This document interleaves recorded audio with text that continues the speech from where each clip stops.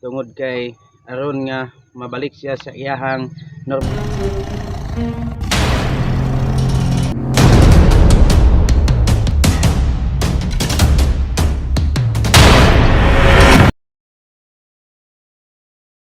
Doon na kita'y naresyo nga langgam ganina na nabangga sa wire ug akong napunitan pasado alas 5 kaganinang buntag o karong alas 7 ato sabsang buhian tungod kay aron nga mabalik siya sa iyahang normal nga padlupad o mabalik sa normal niya nga kinabuhi.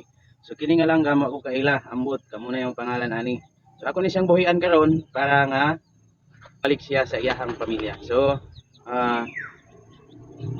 atong lantawon karon ang pagpalupad sa iyaha para balik na siya sa iyahang pamilya. So muna importante no sa manginani atong silang tabangan atong isip ang ilang kinabuhi tungod protektahan ng ilang kinabuhi, dili sila pasipadan, dili sila pintikon, kusilon, kundi i-rescue sila aron nga makabaton sila og daghan pa nga mga kaubanan o kung kini sila mawala wala na ilanggam nga makita sa mga umaabot pa nga mga kabataan. So samtang karon ni ani siya atong dangon ng ilaha ang pagpasipala sa ilaha atong proteksyonan atong ampingan ang kinaiyahan tungod kay aron nga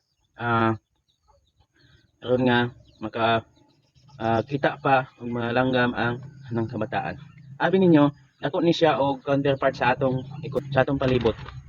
Sila tong kauban nat may gininhawa aning kalibutan nga gimugna sa Dios. So muna nga hatagan nato sila og kagawasan, di nato sila tandugon. Sama sa sila nato nga may kinabuhi. So muna nga tungtabangan, protektahan ang kinaiyahan pinagi sa mga langgam, ampingan, kay kini siya may kinabuhi nga gihimo sa Dios. Karon nato na siyang buhian. So muna nga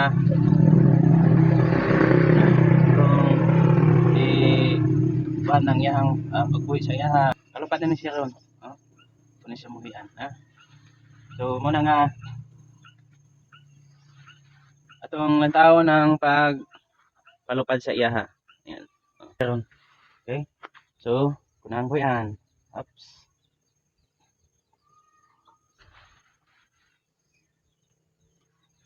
Ang palupad niya. So muna guys, kini ang Murag TV, Murag Radyo, kini ang Lager Vlog. Salamat sa inyong pagtanaw.